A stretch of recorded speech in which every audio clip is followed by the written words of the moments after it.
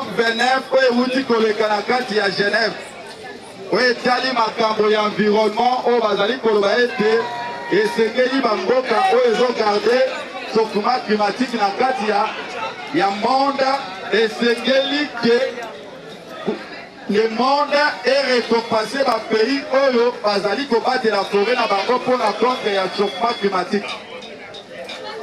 Mama ministre Judith Suminwa azalaki kuna na nsima ya kosolola makambo ya COP 29 anzela ya Genève na sortie médiatique na ye akobima na lolendo nyonso oyo ya bomama ya bobasi balaka na ya bajournaliste mpe balaka soki bapusani liboso na balobi madame Judith Suminwa en tant que le premier ministre de la République démocratique du Congo. Le président dit ça peut pouvoir y avoir pour sécuriser tous les Congolais. Maintenant, nous pour sécuriser à côté, on doit créer la lutte sur 4 n'a pas de distraction. Vous voyez côté la ressource, balobi la 4, il y a ma commis la constitution. Celui qui obtient l'article 58, il faut qu'il y ait il faut que l'Ikuzi et Pessa Monsoli pour la Congolais nyonso à vivre dans Kitana ya Congo. Allez, que vous à l'article nanga ito dans la politique. Ce qui mutalobi na yo constitution zo bloqué biso, yo loba na yetaka na article 58. Ce qu'on a dit que non, c'est la constitution des gens la qui est développée. Yolo Vanaye, dans l'article 47, les autres vont dire. Ce qui va y aller sous place, si vous allez coquiller, vous allez voir dans l'article Oyo, les autres qui s'accueillent, constitution de bloquer pour le développement Yambo. Mais ça y est, l'article Oyo et Sengeli était gouvernement central et Sengeli a ça la bonne avis sur la Congolais. Donc, na makambo ya COP 29 toyi oyoka.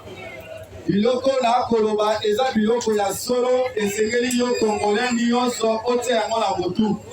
Parce que ezali likuku likozi ya mboka na tango oza na kati ya mboka na yo ifo yeba pe badroit na kozala te kozala su miwe donc moto okoyeba eloko moko yango ozokomona bandeko ya UDPS bakotambusa bamessage ya mabe mpona koloba ete constitution oyo ezali yo moto oyo osengeli otelemela bango na makanisi na bango ya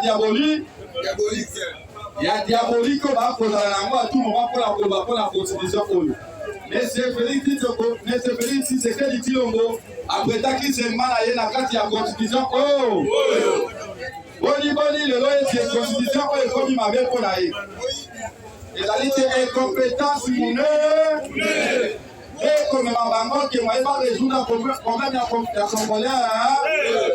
Donc c'est pour cela tolobi ete na bacongolais bonso bozala lisu likolo ya lus babelanga na lolitoi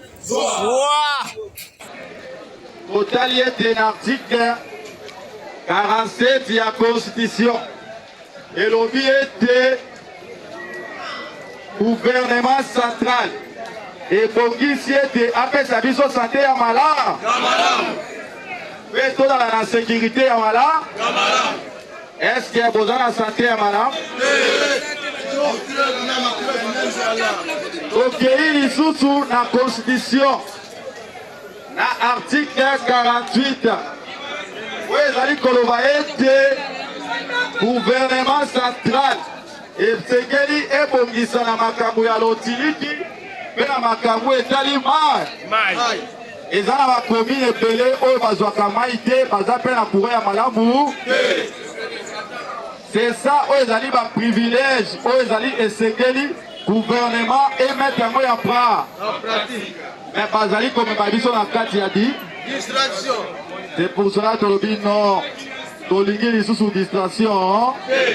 Toyei na posa ya changement ke Congolais nyonso avivre na bonsomi na ndenge libuku likonzi ezali kosemba yo balingi babongola libuku likonzi ya mboka biso atanke bayimboka tolobi eboye constitution ezali eloko oyo ya mutuya oyo ezali kopeshe bango te mpo baexerce pouvoir na vis-à-vis ya population. Maintenant tokomona makambo ebele kolobama. C'est pour cela yango omoni ete toza na partout toza kotambola na bakadre nyonso na baplace de résistance mpona koloba ete tolingi changement te mpe révision ya constitution tozali na cadre ya mobilisation partout même na Kinshasa na l'intérieur du pays ntango tokolanse marche ekozala Butulu e Matamakala eti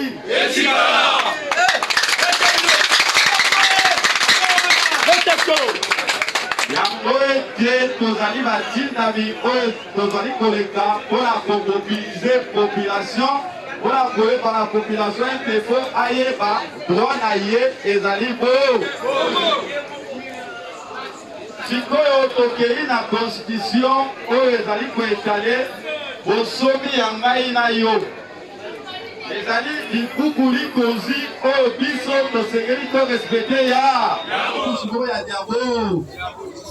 diabolique mpona koluka kodestabilize conscience ya bacongolais mpona koaporte oyo bango bazali kotransmettre na kati ya mboka yo loba na ye boye tozali na buku likonzi oyo ezokopesa privilège na biso bacongolais oyo gouvernement esengeli esalela biso lokola biso bacitoyen boliboli lelo yo ozokozwa charge ya bacongolais te mpona kosala bosomi yo oyo baconstitution ezobloke yo ese constitution ezobloke yo mpo tola rekita constitution ezobloke yo mpona kotonga banzela constitution ezobloke yo mpona kobongisa vie sociale ya bacongolais bandeko oyo bazosala epai ya balibane na bapakistanais batamboli combien de fois na bamarsha Voilà. Est-ce qu'il y a une solution? Donc, pour la koloba ete bazali bangunya na yo. Kopesa l'autorité na makambo na bango ba kosala. Pour revendiquer ba droit na bino selon constitution za kosenga. Pour marcher malebele pour la comatiser la bino salaire mais bazokoka yango. Gouvernement oyo elakisi ma limite na yango nyonso.